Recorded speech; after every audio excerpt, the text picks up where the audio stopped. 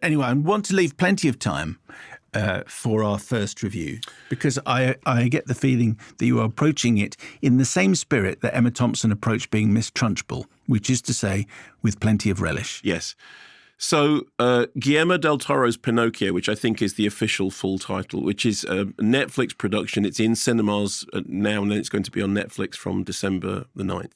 And you'll remember a month or so ago, I said I had met up with Guillermo, who I've known since the days of Kronos, but we don't, we sort of see each other once every couple of years. Yeah, so we had breakfast, and he said that he was just finishing the stop motion Pinocchio. He'd been over doing the, I think maybe the music or the grading or something. And I said, "What's it about?" And he said, "It's about death."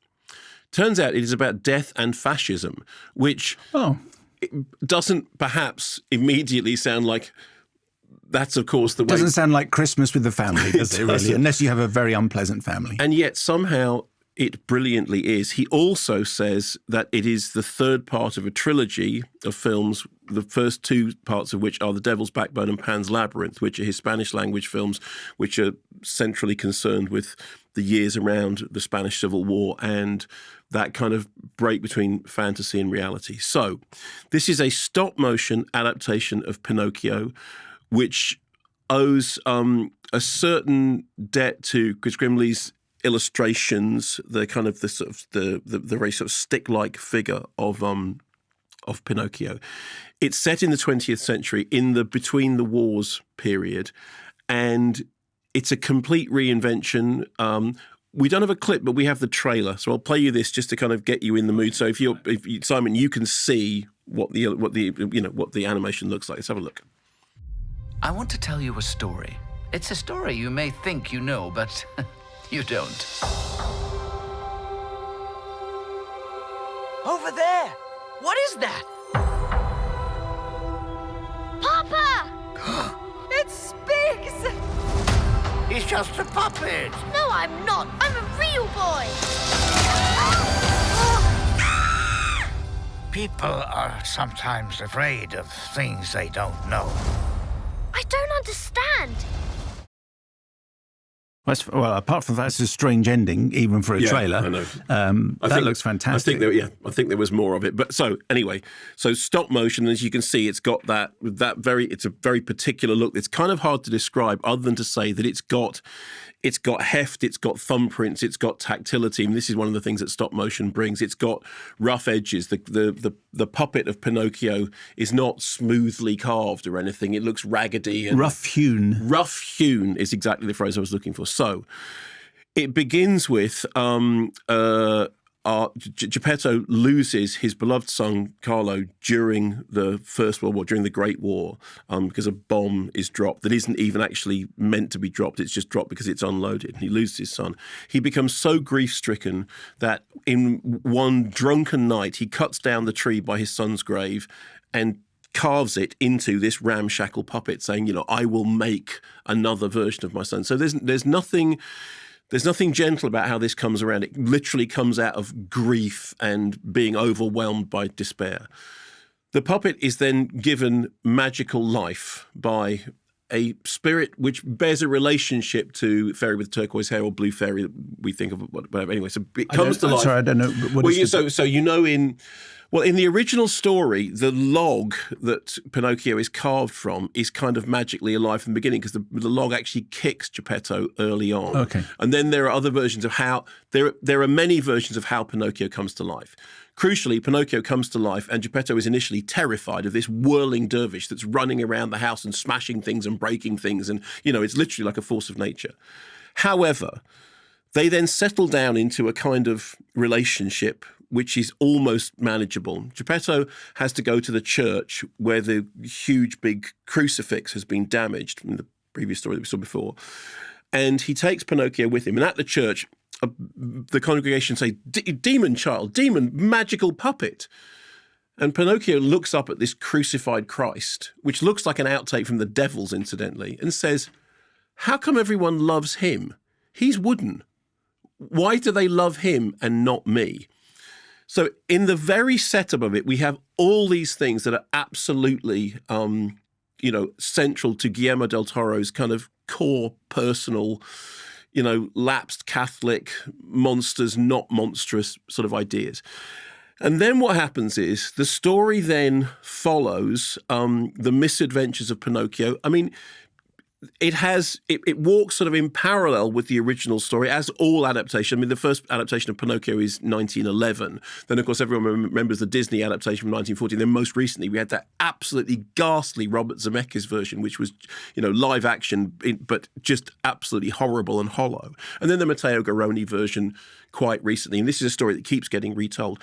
But so it walks alongside that story, as all adaptations do.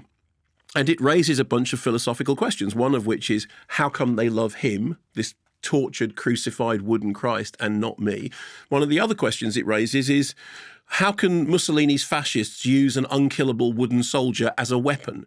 So it has the politics and the personal stuff that has been deeply embedded in all of Guillermo's work. And I can see absolutely why it is that he associates it with Devil's Backbone and Pan's Labyrinth, because they are so specifically tied up with those concerns. Yes, there is a conscience in the form of a talking cricket, but it's not the kind of Jiminy Cricket figure that you might remember from Pinocchio. I mean, obviously, because in the original Pinocchio story, the cricket gets killed. Pinocchio kills the cricket. Oh, really? Very early on, he throws a mallet at him and he accidentally kills the cricket, and then it's the ghost of the cricket. If the original Pinocchio story is very, very dark and very, very strange. What I really loved about this, apart from the way it looked, apart from the fact that it's got a lovely score and some songs. There's one song called Cha Papa, for which Guillermo del Toro co-wrote the lyrics.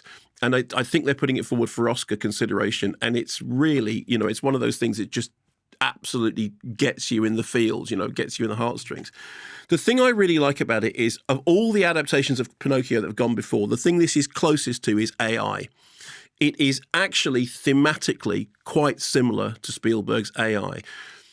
I love AI. I didn't love it when I first saw it. I completely misjudged it. And then I did a total 360 degrees. No, actually 180 degrees, because 360 gets you back where you started in the first place. Yes. I did a complete 180 on it, and I now think it's Spielberg's masterpiece. Like that film, this has concerns that are to do with Mary Shelley and Frankenstein and, creators and creations and monsters and monstrousness and what is actually monstrous. And also it has a very interesting similarity in terms of the way it deals with the wish to become a real boy. Because if you remember AI has a brilliant way of solving that problem, which is it's really to do with narrative poetry. And I think there's a lot of that in this. I thought it was moving. I thought it was daring. I think it has a really progressive attitude to the subject of life and death. And when Guillermo said it's about death, which is a subject with which I'm rather preoccupied at the moment, I thought this was a really genuinely thoughtful and positive way of reminding us of that thing, that the thing that gives life purpose is that it's fleeting. And only if that's the case can you really understand what it means to be alive. It is the very transient nature of life that makes it powerful. And it deals with this in a way that, obviously this isn't a kid's cartoon, but I think it is a PG certificate. I think it's for grown-up kids of all ages. Bits of it are really scary. Bits of it are really funny. Bits of it are really moving. And once again, it just reminds us that there is nobody in the world doing monster stories like, we were talking recently about Guillermo del Toro's Cabinet of Curiosities, which has all these brilliant episodes that are directed by Jennifer Kent and directed by Anna Lily Amirpour. He really does embrace monsters and love monsters and makes fairy tales that are about that. And I think, finally, his blending of the personal and the political is second to none. I thought this was just fabulous. Thanks very much for watching this video. I hope you enjoyed watching it as much as we enjoyed making it. While you're here, check out all the other videos because they're cool too, aren't they? Yeah, and if you want to keep up to date with everything Kermode and Mayo's take, then check out our social channels. Why wouldn't you? I would. I have done. Excellent.